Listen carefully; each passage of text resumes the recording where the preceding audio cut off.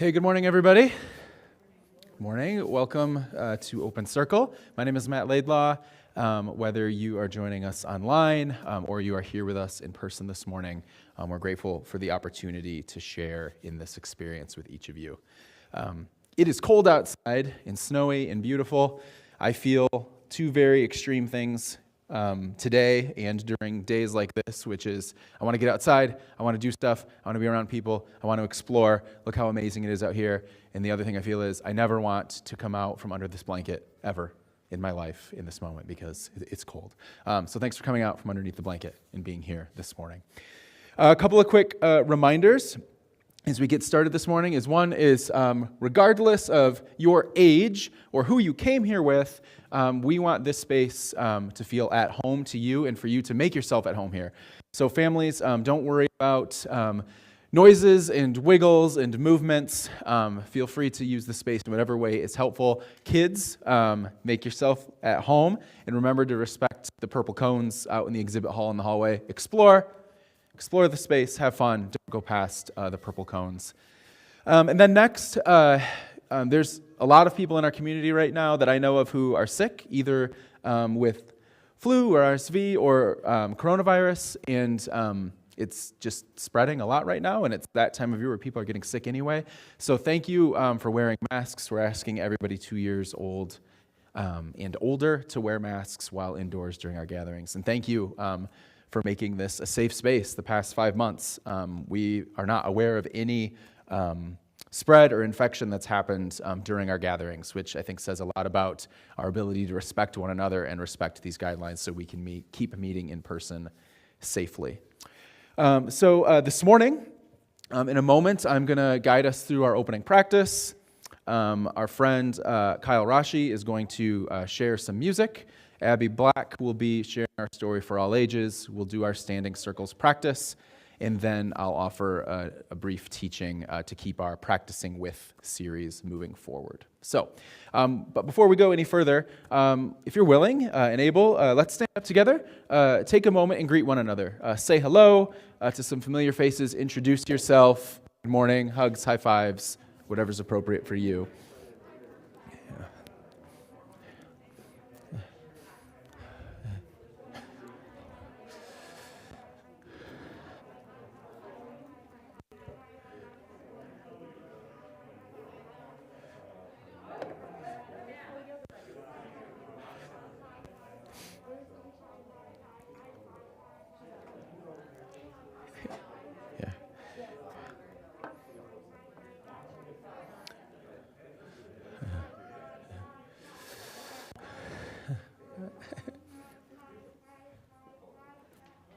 Hi, Henry. Hey, Ed. Hey. So, Friday, I was trying to finish up some work for the week, and this notification came across my phone, some news thing that I get notifications from, and it was like, oh, no, Meatloaf died. Okay, that brought back some musical memories from earlier in my life, like the geriatric millennials or the Gen Xers have, some memories of Meatloaf. And a few hours later, it's like, oh no, Louis Anderson passed away. Amazing, comedian. Okay, all right, that's sad. Then a few hours later, another notification. Oh no, Thich Nhat Hanh, the amazing, Zen Buddhist teacher who was, friends with Dr. King and is, basically spread the mindfulness movement throughout the Western world in the past, 50 years, passed away. Okay, thanks 2022. We're off to a good start here. I thought we were still mourning Betty White and Bob Saget here, and also all the real things we're all experiencing every day in a challenging world, right? These sort of pop culture icons, and to lose 3 of them on one day, it felt a bit strange. So this morning, I'm not going to read anything from Bat Out of Hell or Louis Anderson's best family feud moments or whatever, but a couple things from Thich Nhat Hanh from this little book, How to Love, for our opening practice. So at Open Circle, we begin each gathering with what we call an opening practice, which is usually just a brief sharing of a poem or a sacred text, followed by 2 minutes of shared silence with one another. So I'll read, and then I'll ring this bell. We'll hold 2 minutes of silence together, I'll ring the bell again to mark the end of that time. And during those 2 minutes, I would invite you to just do whatever you need to do to find your footing this morning, to shut off the monkey mind, the concerns about tomorrow or the worries we brought in here with us. So for some, that's just deep breathing. For some, it might be a mindfulness practice or a prayer practice that is helpful for you. But whatever's helpful for you in those 2 minutes, engage that. For me, it's just a reminder to uncross my arms and legs, put my feet firmly flat on the ground, sit up straight in my chair, and remember that I'm here right now with this group of people. So let's do that. Let's be here right now together. So I'll invite you to find a position in your chair that communicates openness to yourself, to one another, and to God. And hear these words from Thich Nhat Hanh. I'll just offer 2 brief readings.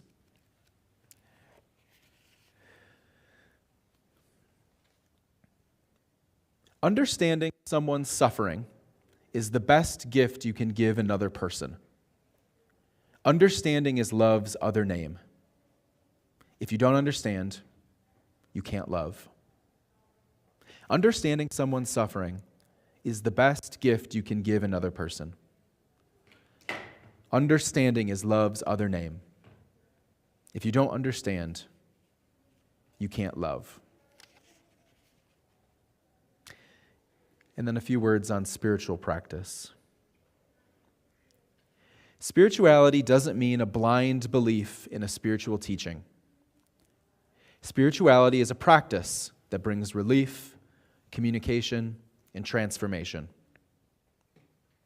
Everyone needs a spiritual dimension in life. Without a spiritual dimension, it's very challenging to be with the daily difficulties we all encounter. With a spiritual practice, you're no longer afraid. Along with your physical body, you have a spiritual body. The practices of breathing, walking, concentration, and understanding can help you greatly in dealing with your emotions, in listening to and embracing your suffering, and in helping you to recognize and embrace the suffering of another person. If we have this capacity, then we can develop a real and lasting spiritual intimacy with ourselves and with others.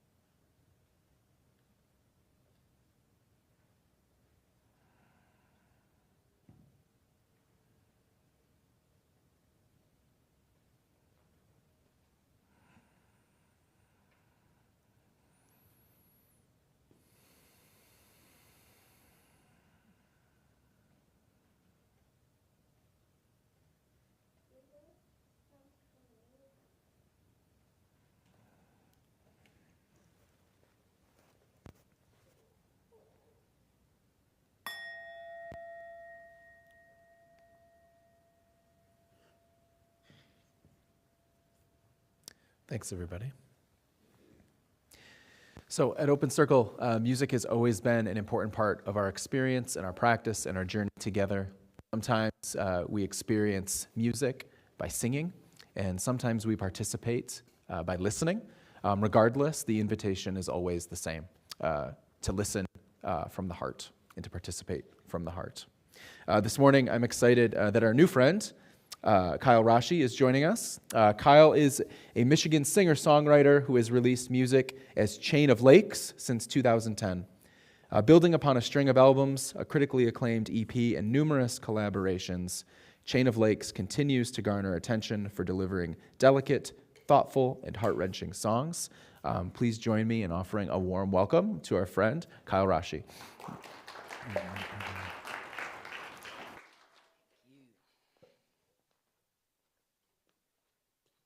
Thanks, Matt. Thanks, everybody. It's good to be here. So this first song is a song I wrote shortly after my dad actually gave me this guitar, and it kind of speaks to the things we get from our parents, both physically, spiritually. So this song is called Father's House.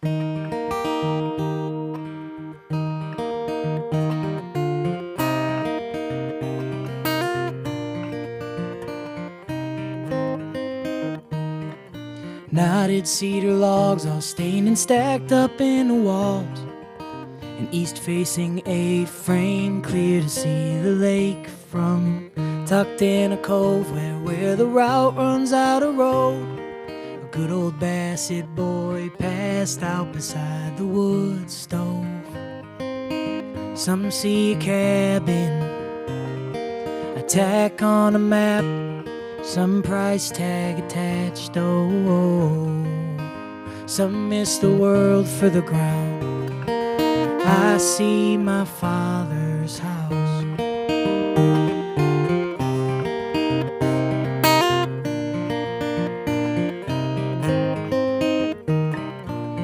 Inlays and purfling, shining abalone pearl. Sweet Sitka spruce top, classic Martin headstock. Gold tune machines, oh man, as fancy as can be. You've gotta close your eyes to know what I mean. Some hear a dreadnought, a full growling bass as a treble rides a wave. Some craftsman's fine work of art. I hear my father's guitar.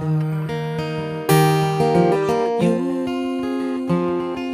see a full-grown man with his heart on a sleeve, singing,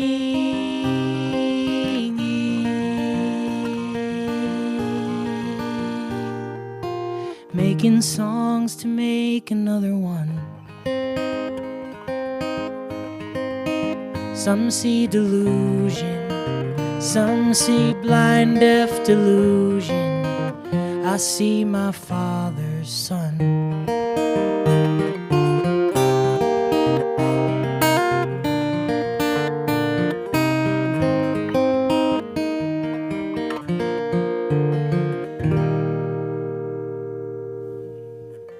Thanks.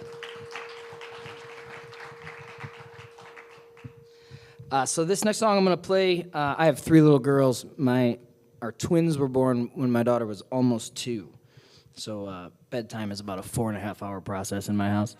And we have this book that my aunt gave us called Bedtime Stories for Rebel Girls. Anybody ever read these books? They're awesome. They detail all these important women in history that made powerful contributions to life as we know it. And one of our favorites is Marie Curie, who was a physicist. She was born in Warsaw. She broke down all the barriers of education available to women at the time, and basically taught us radiology and as we know it.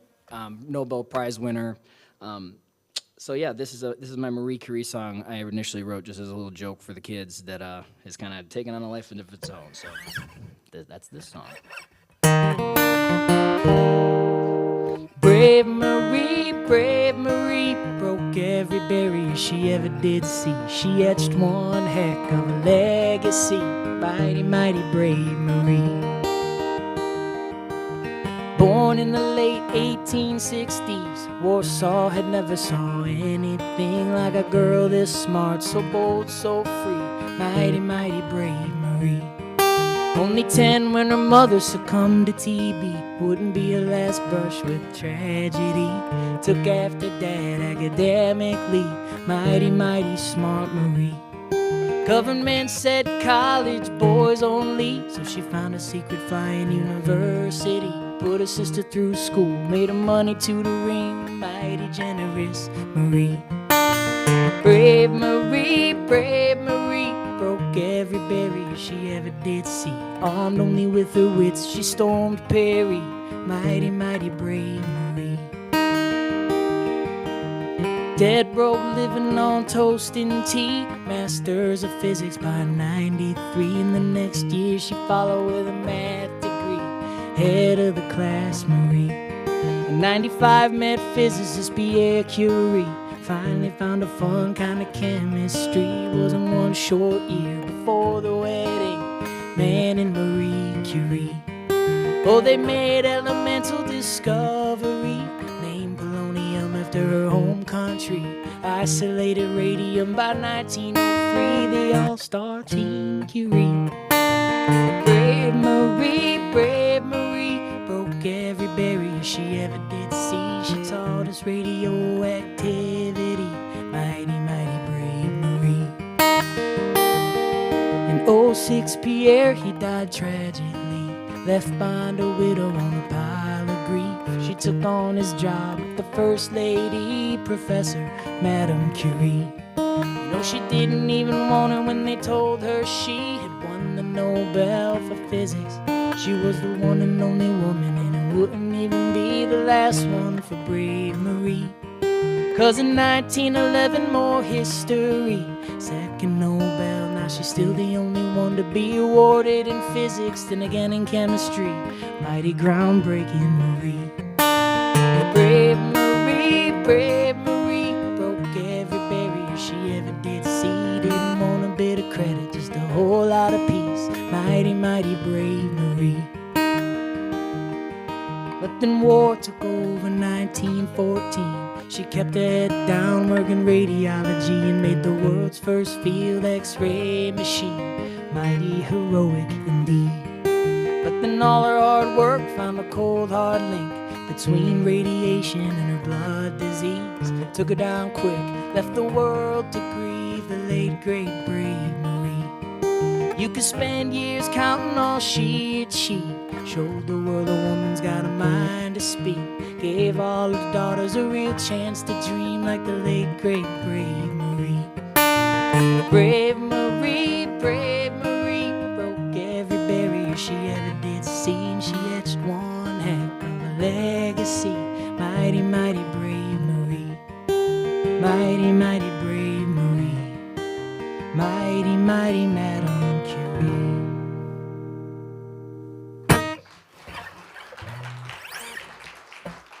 Thanks, everybody.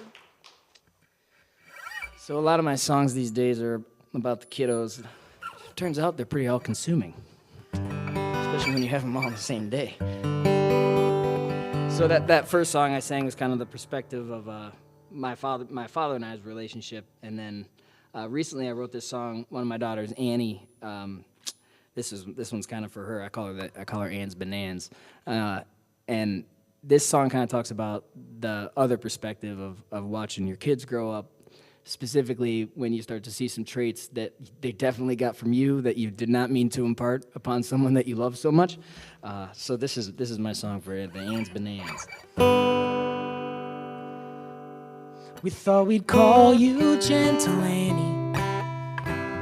I learned the song and sang it in those first few days. Then I saw you pitching the fit, and it sunk in quick. This new kid needed a new nickname. When you were startled, you'd start laughing. Well, I don't think that I could ever get enough of that game. I was a grown man trying to scare the bananas out of my own beautiful babe. And before I even knew it, you were growing up, girl, in the palm of your hand held the whole dang world. My only complaint with this whole dad thing is that you're growing up way too fast for me.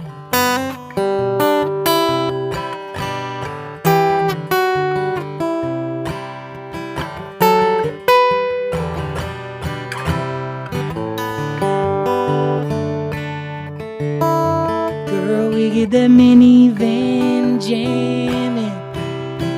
Think we both trail off in the very same way. I'm loving how you wail on the wall during your bedtime songs. You're lost, gone to some stage.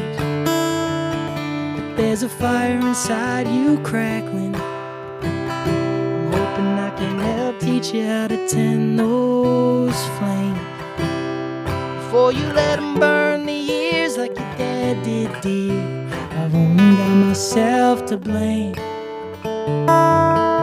If there's a little bit of you, even a tiny bit bad, there's no doubt now it passed down from your dad.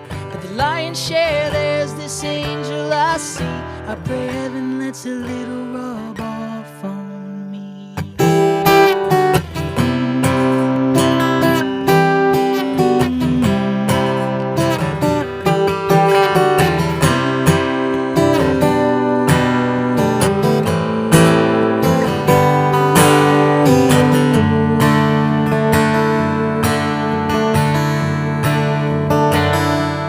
I know my snuggling days are numbered, and I know you can cross without my hand, and I know your name by heart, darling.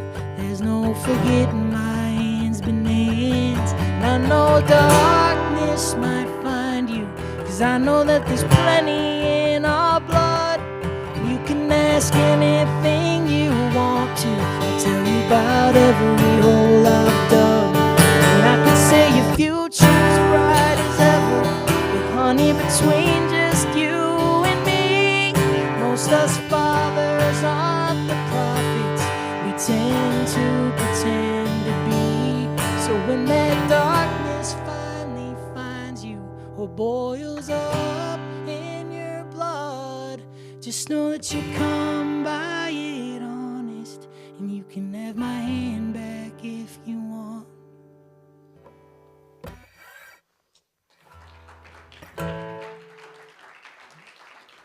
Thanks, everybody. I got one more for you. Thank you guys very, very much for having me. This is a really neat space you guys have here. It feels really nice to be here. So thank you guys. This last song is about playing catch with my grandpa, and specifically about the act of breaking in a baseball mitt. And I was kind of thinking about playing catch. And when you hear about the game of catch, you start thinking about, it's one of those games where you all know what I'm talking about, but you have a different vision of what catch is, because it might have been with a basketball with one of your friends, or a baseball with your grandpa, or throwing a football around with your kids. It's a relationship thing. You got to have someone else to do it. And so that's kind of what this song is about. So thank you guys again for having me. I'm Kyle Rasche. I write songs for a band called Chain of Lakes. That's how you can find my music online. So thank you again for having me. This song is called Catch.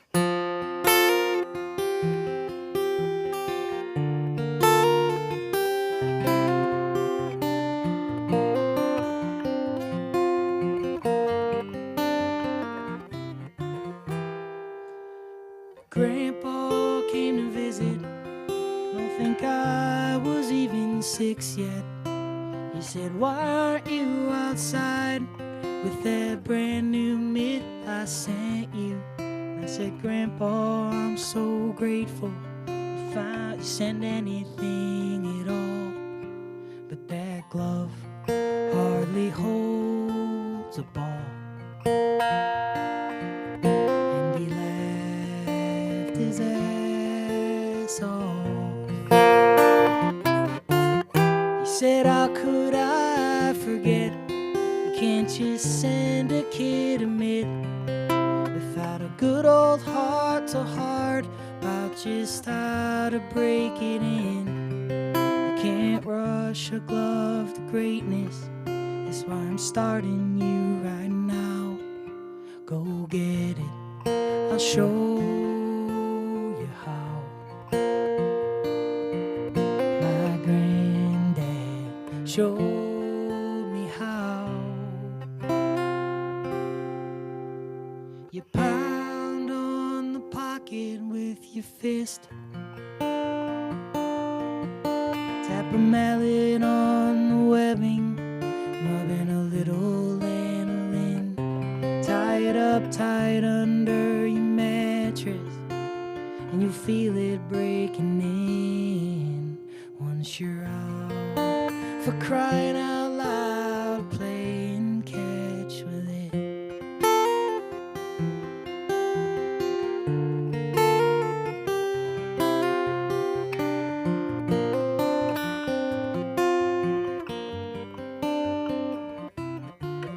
Those summers that he came felt like more than just a game.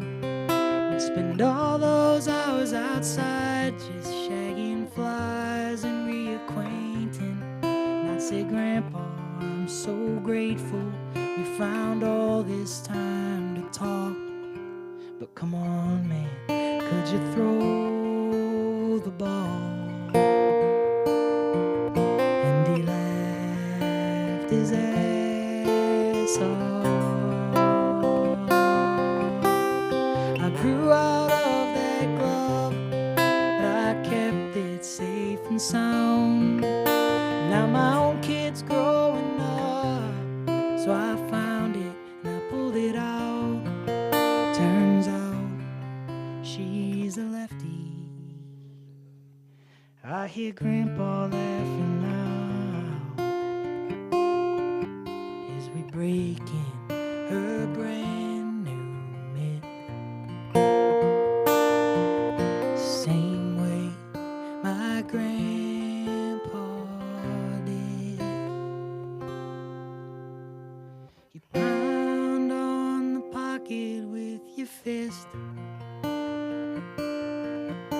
tap a mallet on the webbing, rubbing a little lanolin, tie it up tight under your mattress. But it's no use breaking in unless we're out. For crying out loud, playing catch with it. Let's get out now. For crying out loud, let's play some catch.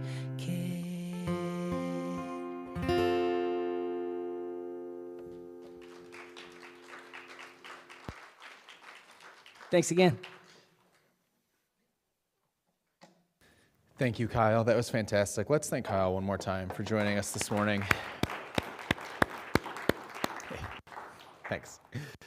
At Open Circle, we share stories for all ages, stories for both the young and the young at heart. And this morning, our friend Abby Black is going to be sharing our story. So I want to invite anybody who is young or anyone who is young at heart and anybody who might not fit into either of those two categories, if you'd like to hear the story, come up and join us on stage. We can, yeah, there's only a few kids. So adults, you should probably come up too. Hi. I have to wear my coat because I didn't have any pockets for the microphone.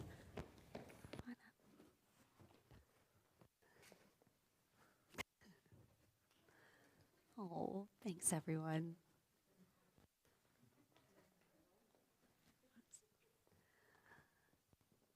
Do you want to come up? I'll wait for you. I'll wait for you.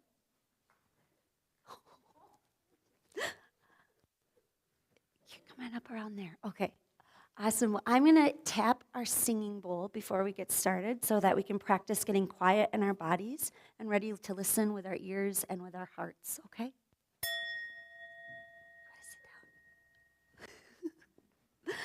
I have a very special book I wanted to read today called Our Table, and it was written by Peter H. Reynolds. He drew the pictures for us and wrote the words for us today.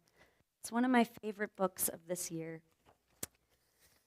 Our table. How many of you have a dining room table at home? Yeah. This is Violet. Can you say hi to Violet? Violet fondly remembered the table. She remembered gathering food, preparing the table, cooking meals, lighting candles, so many stories, laughter, singing, celebrating, sharing, making memories together.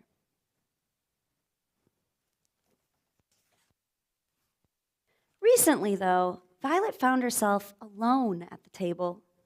Her family had become busy, very busy. They had found new places to be.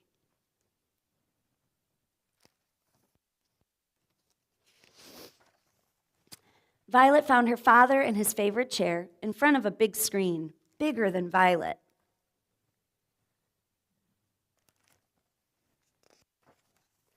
She found her mother on the staircase, chatting silently on her phone.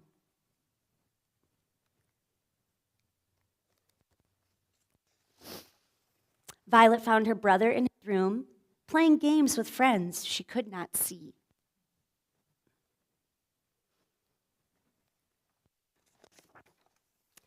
Feeling quite alone, Violet dreamed of a time when family and friends would gather at the table.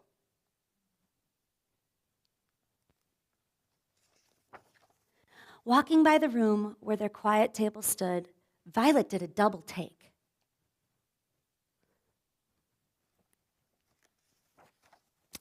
You noticed something had changed. Their table was smaller.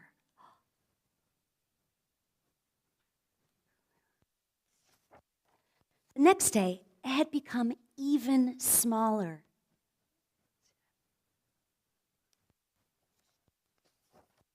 By the end of the week, the table had shrunk so much that it fit easily into the palm of her hand.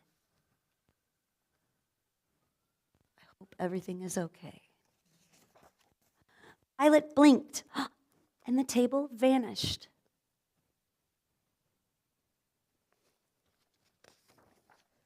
Violet knew exactly what she had to do.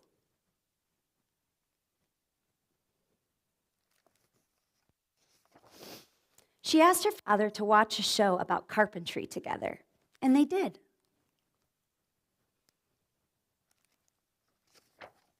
Violet asked her mother to write a message and post it to see who knew how to build a table, and they did.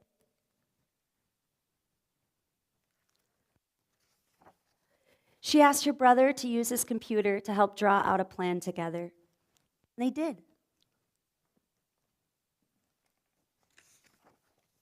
Violet was ready. What did she have in her hands? What? She asked her family to build a table together, and they did. Notice something different about this page? Yeah. It has color. Huh. When they were done, Violet paused to marvel at their creation, a place to come together to share stories once again, a table to make memories. A table stronger, more beautiful than ever. And it was. The end. Thank you for being such great listeners. If you could all follow Jessica in the back there, she'll bring you to your classrooms. Thanks. And then the adults, you can go sit back down if you want.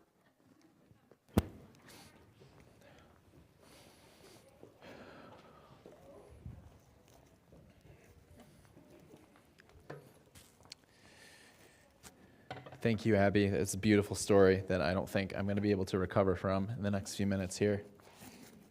It's fantastic. All right.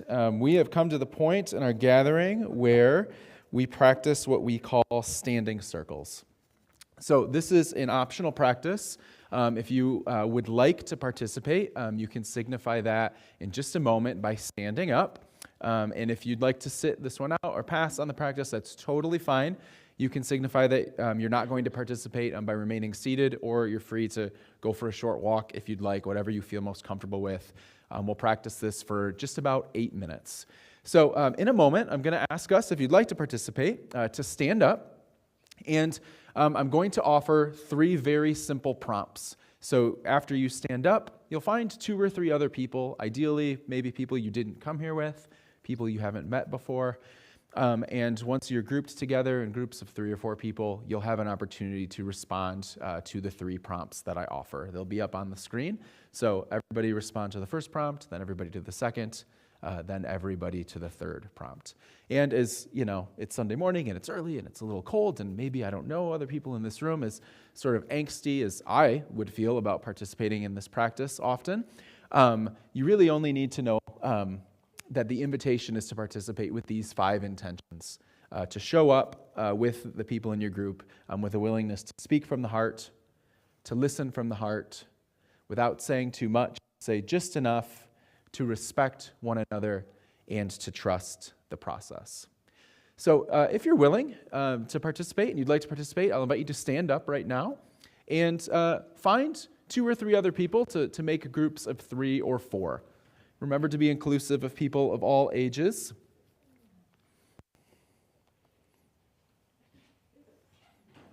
And once you find your folks, you can everyone in your group, stand and look at me so that I know you're ready. Looks like we're close. So our 3 prompts for this morning are to share your name and offer a word or a phrase that describes how you're feeling right now. The second prompt is, where would you like to be if you weren't here right now, and why? And then briefly describe a moment when someone apologized to you, and was it helpful? Why or why not? So that could be a good apology, difficult apology. I would maybe not share the most deepest, darkest, hardest thing you've ever experienced in your life. You can if you want. But describe a moment when someone apologized to you. Was it helpful? Why or why not? It's 10:42 right now, so at 10:50 we'll regather together for our teaching. Thanks, everybody.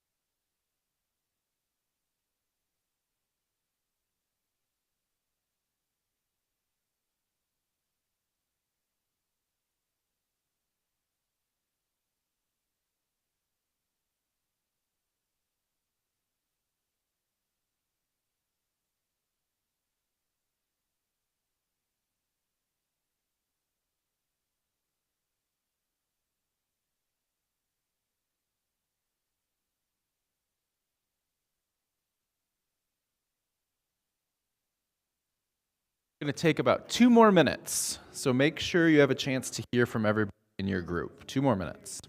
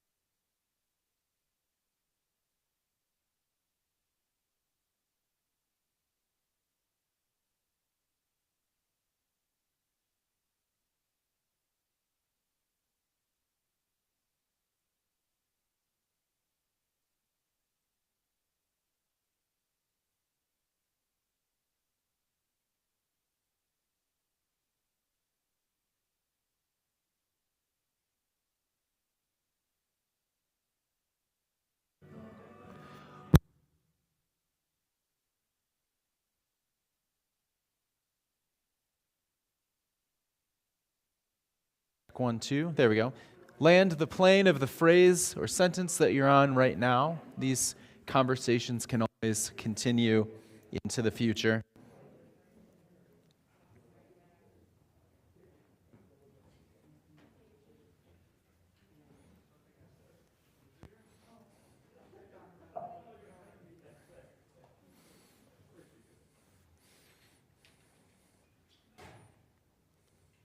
All right, this morning, we are in part 9 of a series that we are calling Practicing With.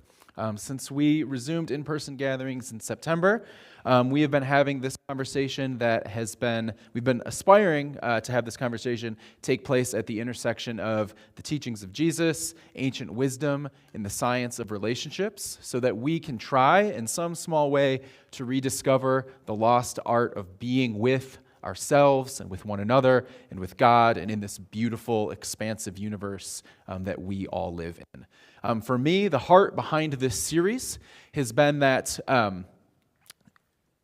the reality for myself that personally, through all of the challenges of the past several years, the thing that I have found the most overwhelming has been the separateness, the stories of separateness that we're all living in when it comes to religion, politics, the pandemic, how to raise our families, what's going on in schools, churches, religion, all of it, that we just can't seem to engage one another in a way that doesn't perpetuate the same old stories of separateness, separation, polarization, division, violence, an inability to communicate with one another when we can actually see and hear one another. So what we've been trying to do essentially is go all in on this conversation. What are some ways that as a community we can try and work this out together, that we might not be able to change the big conversation initially, and we've all got work to do in our own lives and in our own heart, but as a community, as a small group of people, can we try to work some of this out together? Can we learn some new skills and practices for engaging one another that might, in some small ways, begin to move the needle, that we might be able to engage one another, see and hear one another, and learn how to practice with one another. This has also been a series where I say the word with like 3 times in a row in a sentence, and it gets really weird for me. It might sound really gross for you. Practice with one another. That's what we're after, and that's what we're going to push further into this morning. So this morning, what I want to do is I'm going to offer a turbocharged recap of where we've been. I'm going to show us a few new things for us to consider. And then we are going to actually try and put those things into practice together. So I'm going to talk for probably 10 minutes, and then we're going to spend about 10 or 15 minutes essentially workshopping together. I warned some of us about that. I warned us all last week that this morning was going to feel a bit workshoppy. So I'm going to invite us to engage one another around these things. And for me, I think one of the ways that we're trying to sort of go all in on this conversation is that from my perspective, I've been at this long enough that for the most part, I know how to put together like a semi-inspiring, semi-competent, semi-helpful sermon or teaching that can help us leave with some questions or maybe even feel good about some things at the end of the gathering. There's a place for that. There's definitely a place for that. What's also true, what ancient wisdom tells us and what recent research tells us is that sermons don't really change anything about people's lives or our own lives. There was actually like a recent study done where they studied brain activity of people who went into church. What happened? And what happened was their brains shut off. Like there was like nothing happening in the brains, which might be good depending on what's being said or discussed, but also like that's not the work. Listening to a sermon is not the work. So if we want to practice with one another, if we want to try and move the needle on some of these things, then we've got to do the work. And I think we're going all in on this being a space where we're actually going to not talk about doing the work, we're going to try and do some of the work together. And if when we have an opportunity for that, you want to go for a walk or hide in the bathroom for 15 minutes, it's totally fine. No judgment from me. That's just what we're going to try and do this morning. Sound okay? Great. Okay. A moment ago, I was having a little trouble with my remote. So we'll see if it can keep up with me. We're talking about practicing with. We laid out the big picture in September, and then we settled in on what are some ways we can actually try and put this into practice. And we began talking about something called restorative practices, which is the study of human relationships, how people connect with one another, how they have historically, and how people have repaired harm with one another throughout history. So restorative practices is an evidence-based approach to building community and resolving conflict. Like all evidence-based things, the practice came before the theory. For thousands of years, for some people, they knew how to be with one another and they knew how to solve problems. Other people didn't, but some tribes, cultures, people, groups knew how to do this. The past 50 years, people have been studying it and trying to understand why. What were they doing that worked? Why were they able to be a tribe together in this way? And why were they able to solve problems and repair harm in this way and not live in constant stories of separateness with one another? They studied this so that obviously we could learn it, but so that more of us could try and do it explicitly in our own lives. So this was making sense of history, but also trying to give us something that we could all do together. And what emerged from this research was this hypothesis, that the fundamental hypothesis of restorative practices is that human beings are happier, more cooperative and productive, and more likely to make positive changes in their behavior when people do things with them rather than to them or for them. When we encounter one another, we are happier, more productive, make positive changes in our lives and our behavior and in the world around us when the people who engage us do things with us rather than to us or for us. And the way that this gets laid out is what's called the social discipline window. This is like the foundational aspect of restorative practices. And we have talked about this for a few months as sort of a tool for awareness, to try and understand how we encounter ourselves, other people, to make sense of different environments that we experience on a daily basis and how other people are encountering us. I should have some of us in this group explain this right now because we've done this a few times and I think it's catching on for some of us. If you look at this axis, the vertical axis, as signifying control, limit setting, discipline, accountability, higher accountability, the higher you go up, and the horizontal axis, I could always confuse those, being support, encouragement, nurture, love, empathy, the further you go to the right, signifying more of that. What happens when we have high accountability, low nurture, support, love, empathy, that's a punitive relationship. When we have no accountability and no support, it's a neglectful relationship or environment. When we have high love, nurture, support, empathy, but we have very low accountability, discipline, or limit setting, we have a permissive relationship or a permissive space. And obviously, when we have high accountability, high limit setting, high discipline, when things are asked of us in our relationships, our environments, but we also have a high level of support, encouragement, love, nurture, we have what's called a restorative space. And that's the sweet spot. It's not to say that these are all bad, punitive, neglectful, permissive, to, not, or for spaces. It's not that they're bad. It's just that not actually transformational in the ways that a restorative space is. When we offer a high level of accountability in our relationships and spaces, and when we also offer a high level of love, support, empathy, and nurture. We've talked about this. None of us are restorative all the time. None of us are just in one of these spaces all the time. We might be punitive at work, permissive at home. We might be neglectful with our friends. We might be restorative with our colleagues. This is a tool for us to become aware of those things and to try and understand, why might I be feeling a certain way in a relationship? Or why is there harm or separation or separateness in a certain relationship or environment? Why can't I figure out how to engage my boss or my friends or my roommates or my neighbors or my family around some of these things? This tool can help us to try and become more aware of that. Last week, we pressed further into this to say, if we can become aware of how we are in our relationships and in some of the spaces we can inhabit, what we realize is that what's true is that most of us really don't know how to do this well. That what the research has suggested is that we don't have the rituals or the liturgies or the habits or the practices to help us naturally inhabit that with and restorative space in our relationships and in the environments that we live in. So what are some things we can do? What are some new skills, some new practices we can learn to try and inhabit that with space as intentionally as possible? So this, keep it on your desktop or your refrigerator or on your phone or in your journal, whatever, for the rest of our lives. We're going to keep becoming more aware of this forever. But also, as we become aware, how can we do this more intentionally? And what emerged from the research is what they call the restorative practices continuum.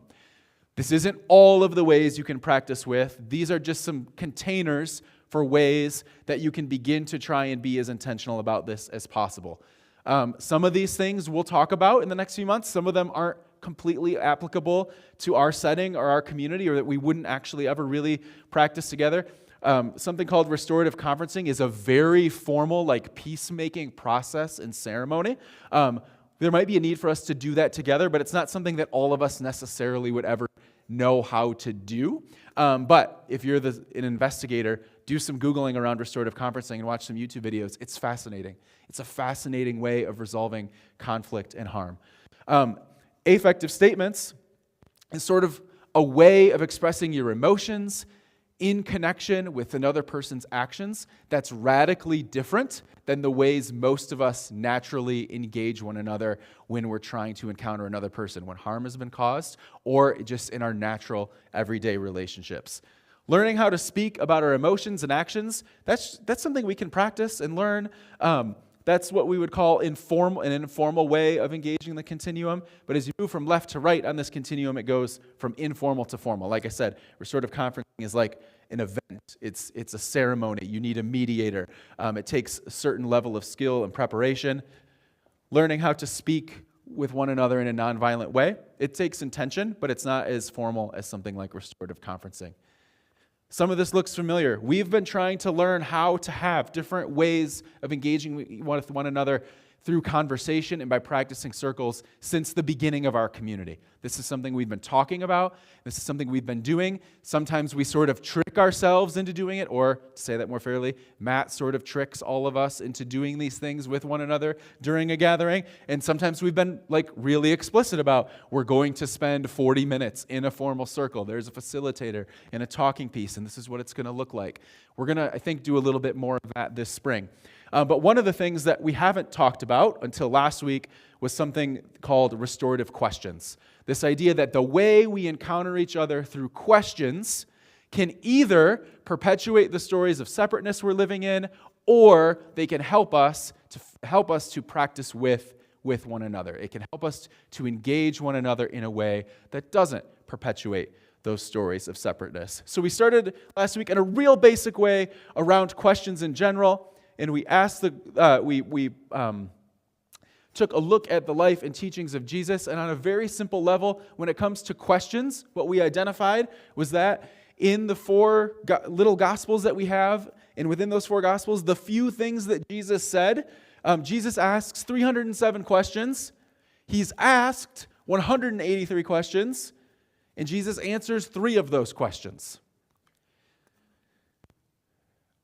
There's a lot more that could be said about that. I did say a lot more about it last week. I'm not going to say more about it now, except for that the way we sort of summed that up together was that for Jesus, I think he was just a genuinely curious person.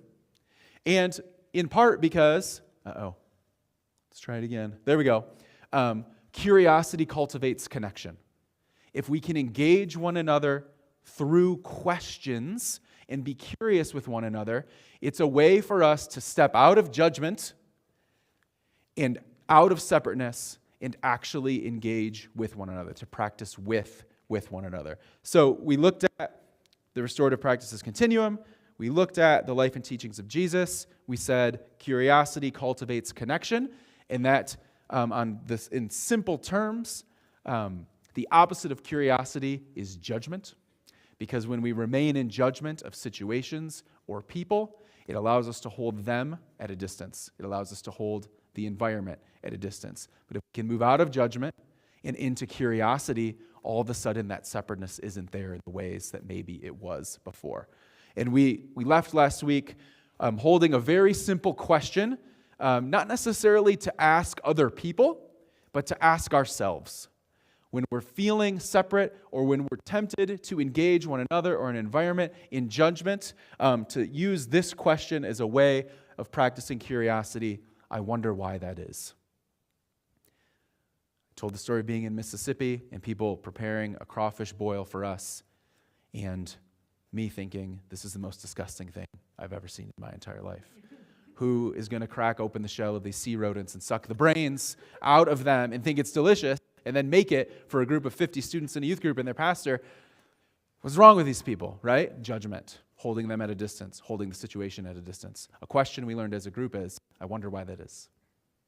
Instead of that's gross, this sucks, they don't get it, they're wrong, I'm right. I wonder why that is. I wonder why they believe that. I wonder why they eat that. I wonder why they're driving that way right now.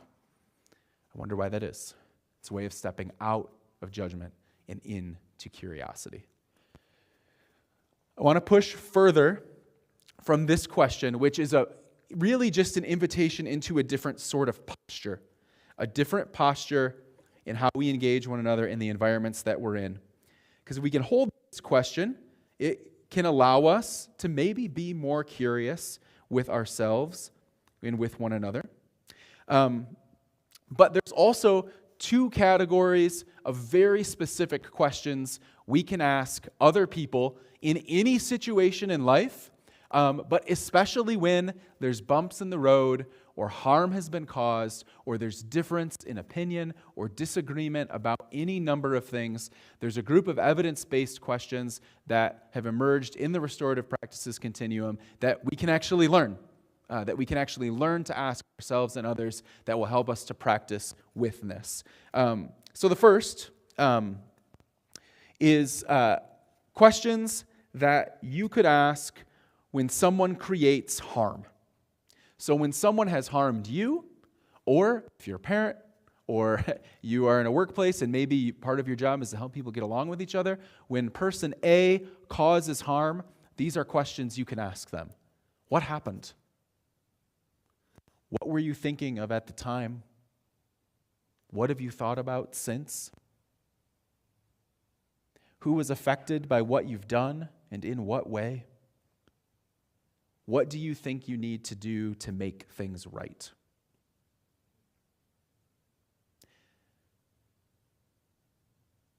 For situations when someone's hurt, when someone has been harmed, or when you're reflecting on harm you've encountered. Questions you can ask.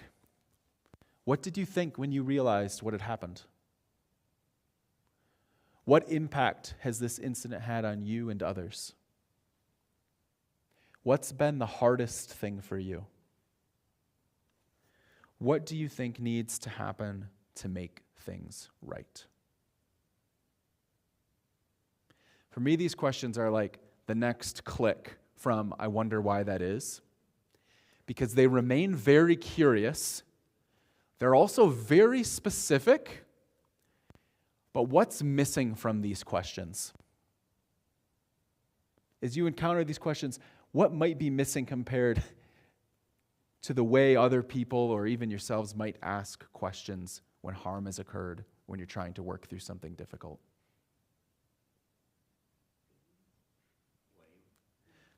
Blame. I think there's what I would call a tone of judgment missing from these questions. There's no assumption of even right or wrong. Criticism. There's no why question. So I know I gave us the question, I wonder why that is, which I think is a question we can ask ourselves. But really, when you're encountering somebody else around a difficult incident, or when harm has occurred, or you've been harmed, or somebody else has caused harm, asking why immediately creates defensiveness in people. Because people have to justify themselves, have to think of a reason why they did what they did. Even whether they're sorry or not, they have to explain themselves. As soon as there's defensiveness, as soon as there's judgment, there's separateness. It's not an insurmountable obstacle, but it doesn't help us to engage with one another in a way in which we can practice with.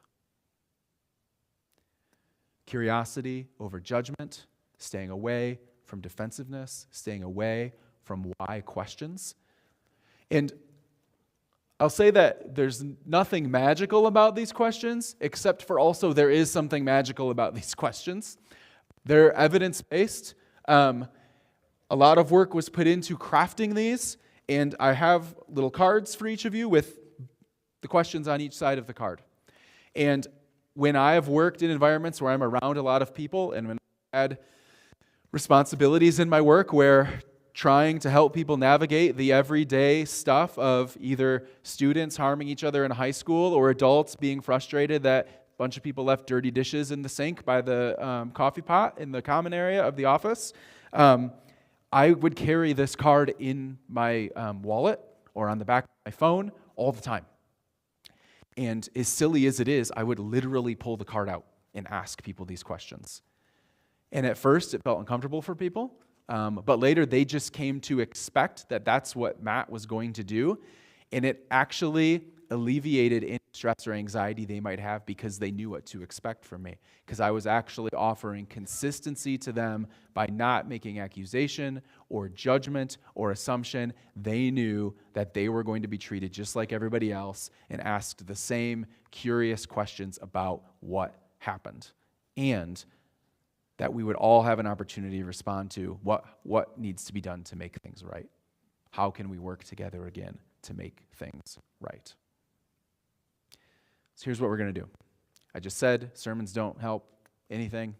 People's brains shut off, and I talked for 15 minutes. Okay? So turn your brains back on, if you're willing. I want us to practice this. So if you're willing to participate in this, you can signify that in a moment by standing up. Like I said, it's completely optional. You don't have to if you're not feeling comfortable with that this morning.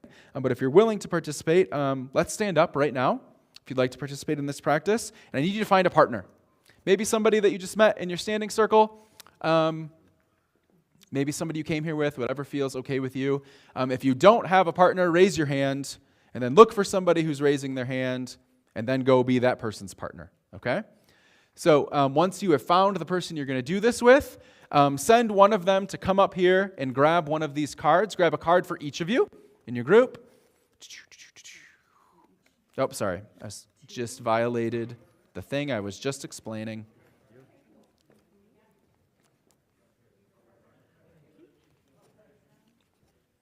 Hey, Russ, good morning.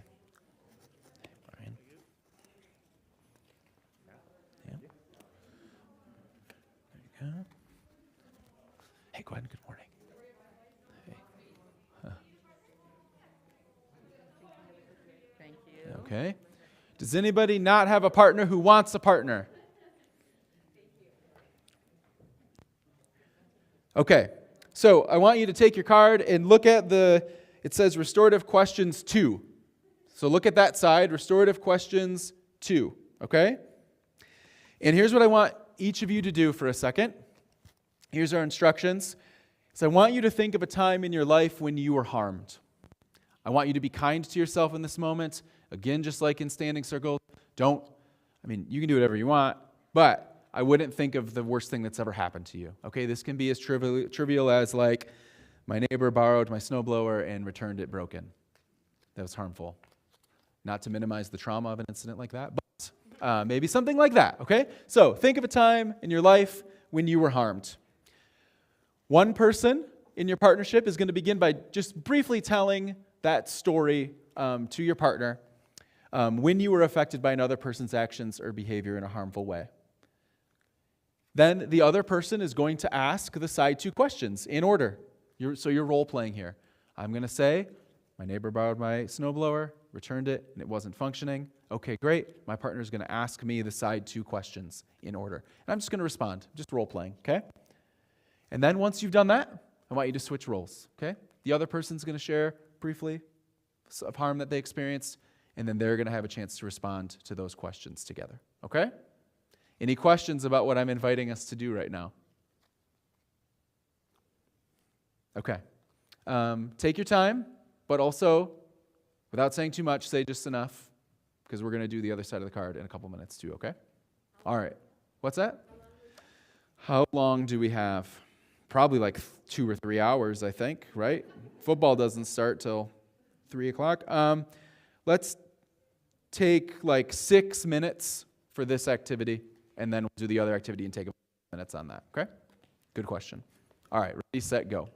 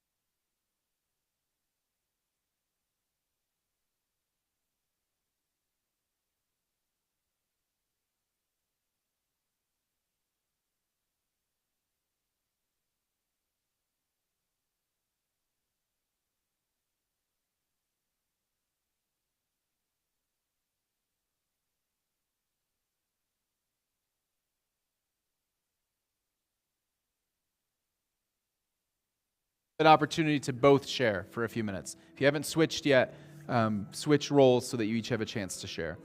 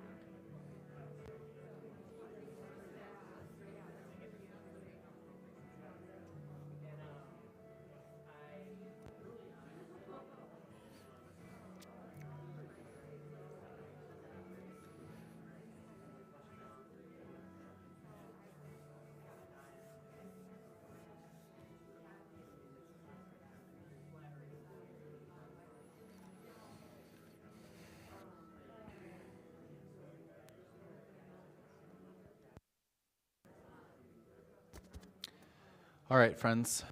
I'm sorry to interrupt, but let's stop where we are right now for a moment. I'm sorry if you didn't get all the way through. What did you notice about your experience of asking and responding to these questions?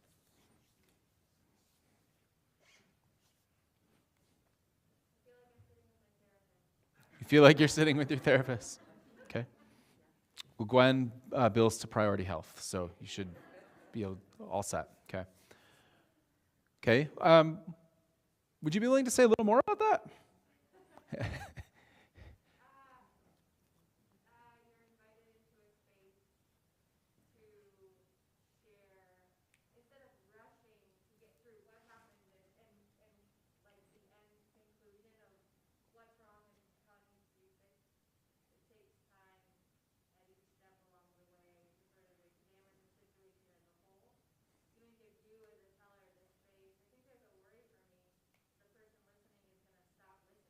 Hmm.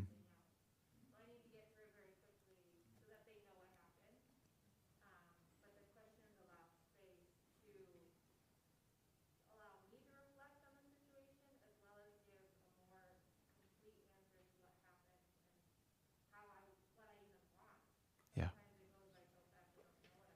Okay. Thank you.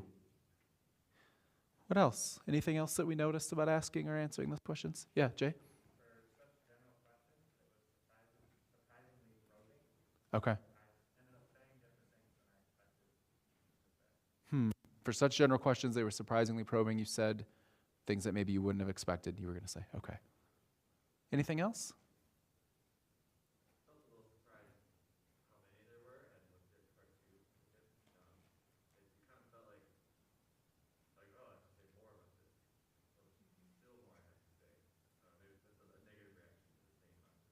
Got it. Okay. Got it. Okay. Thank you. All right. Let's flip the cards over and to the side, one side, and we're going to do the same thing again. Each of you think of a time when you harmed someone. Again, be kind to yourself and to others. Respect confidentiality. And then the same thing. One of you will share a brief explanation, and then you'll be asked the side one questions in order, and then you'll switch after that. And we'll take 6 or 7 minutes to do that together, and then we'll conclude our gathering. Sound okay? Okay. Ready, set, go.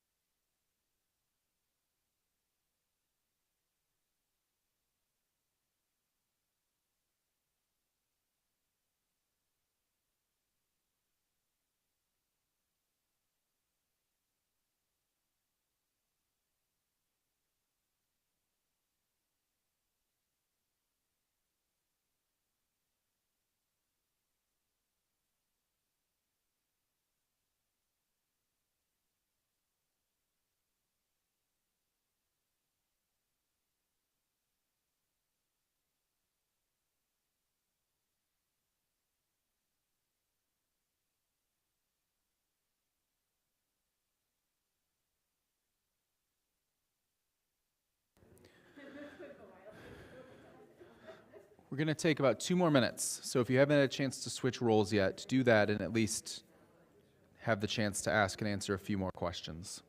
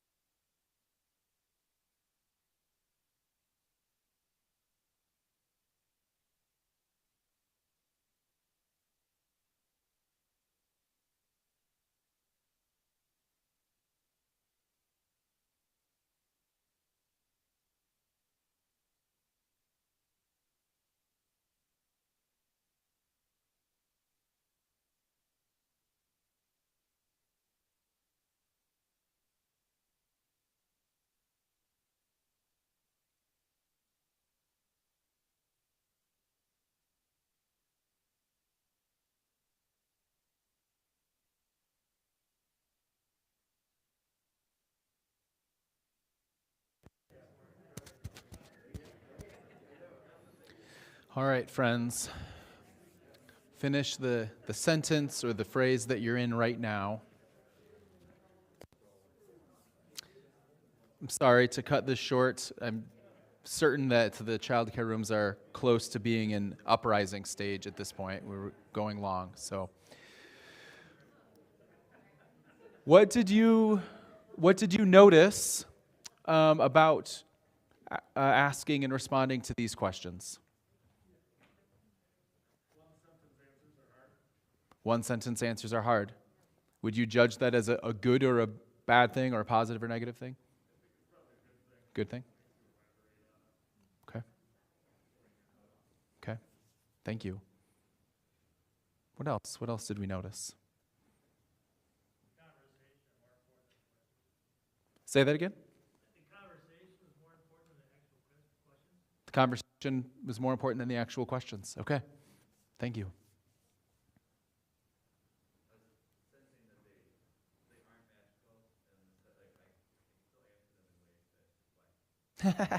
Sure. Sure. Sure.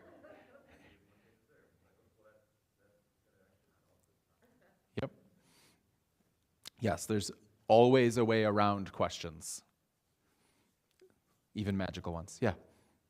I think for me, one thing I thought because of who I am and how I process is the questions put a parameter around responses. So for me, it wasn't just venting or dumping on the person listening. Okay. Thank you.